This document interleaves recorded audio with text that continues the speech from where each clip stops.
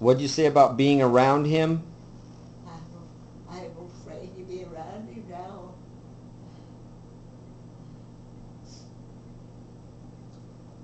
Was I falling out of here? Huh? Was I falling out of here? Paul? Uh-huh. Yeah, he walked down here. He wanted to know if we were having another fracas tonight, and I said, well, it's building up to it. Remember, he was the one that, you know, that he's the one that, when I took that gun out of his hands, I didn't know if it was loaded or not. So I took it out into the garage. I didn't have time to check it because I figured he was coming up behind me with something to hit me on the head or something.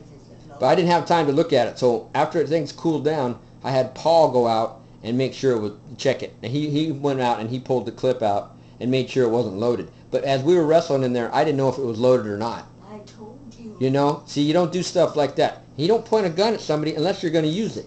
But believe me, I'm not going to tell you something when it's loaded. It isn't. Mom, they don't care if it's loaded or not. You don't point a gun at somebody. Okay? They're not toys. I didn't know it. I could have been loaded. It was dark in the hallway. He carried it to the front door and looked out the front door with it. That's when I first saw it. Okay? And don't you see it's progressing into another stage of it's escalating into more violent type stuff. Soon somebody's going to get hurt. Yeah. He didn't care. Says it's just let you lay there. Is that what he said? When you fell down, just let you lay there. Uh-huh. Wow, what a scumbag. That guy's really something. He heard me fall. Well, he's got everybody snowed that he's this great schmoozer, but I think everybody knows pretty much what he's really about. But I don't know. Sooner we get rid of him, the better. I just go to bed so simple to say, here's a clip. Why are you so insistent I give him the clip to a firearm? Why does he always have to get his way, especially when it comes to guns? He was taking it back. And loaded it up with bullets and maybe killed us one night. Or some innocent person. Bullshit. We're not going to let that happen. You know what? Me and that cop talked in the backyard the other day, and I told him, I said, you know, every day there's somebody that goes crazy in this world and goes and kills people for no reason. And when you got a loose cannon like that, you never know what they're going to do. Oh, they're a nice fellow. He's never going to do that. But you don't handle it right. You agitate him. You agitate him. I said, walk away. Walk away. I tried to last night till he followed me down the hallway with a gun, pointing a gun at me. Dad would stand and argue. No, he walk away. Or tell I'm him. not going to walk away from somebody that's in here haranguing and terrorizing you. That's what it's all about. That's how this whole thing started. Even with Rose, protecting you. I tell you, the whole scene is a trouble. He feels like he's neglected, and he is neglected. Poor baby. Huh? Poor pitiful me. He needs to get off the pity party and get back with his life. And he's... What do you mean? You know, we didn't twist his arm and make him drink. And we didn't make him lose this bar. And we didn't make him turn into just a total derelict. He did it on his own.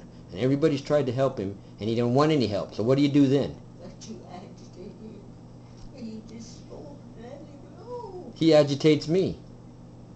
What about urinating on the floor and going to the on the floor? That's pretty sickening, and I got to step in it. You think that's right? And I'm not going to say anything. Oh. You know what his habits are, his filthy habits of pissing out here on my stuff, on the wall, and on the on things, and books, and in the hallway and in the floor, and I got to step in it, and I don't like that. He's abusing to animals. He's never. Have you ever seen him abuse this dog here? No, but this dog acts awfully funny around him. He's always coming in, wonder where he is. Where he is. Everybody. Yeah, because that's his only friend, if you think about it. Well, tough. I don't feel sorry for him. Why do you? You guys hauled his ass to the bar for how many years? Dad did. 14 years. To and from. Got maybe $5 worth of gasoline for 14 years. Oh, about that. How he doesn't. I'm surprised I haven't got a message. Well, if you get a message, make sure you do something about it. The message you're getting now is it's getting to be a problem, and you got to take care of it. And I fell hard. Well, I didn't hear it. I was out in the garage putting your clothes in the machine. I didn't hear the bell ringing, but he did, but didn't do anything. Just stepped over you, huh? He heard me fall. Uh-huh. And he went in there and he said, I'm just going to let you go. I'm just going to let you lay there. Oh my goodness. See, that's the true person he is, you know. I said, I'll never forgive you for that. He ain't done that. That's not the first time he's done that. Let you lay there. I was bored, and that made me... Isn't that horrible? Makes his own mom crawl by. Can't even pick her up. And if he does it, he don't do it the right way. He does it angrily. He yanks you on by the arms, and that's the wrong way to do it. They also dislocate your shoulders. He's learning how. Oh, he's learning how. But he's just mad every time I fall. Yeah, because he's got to do something.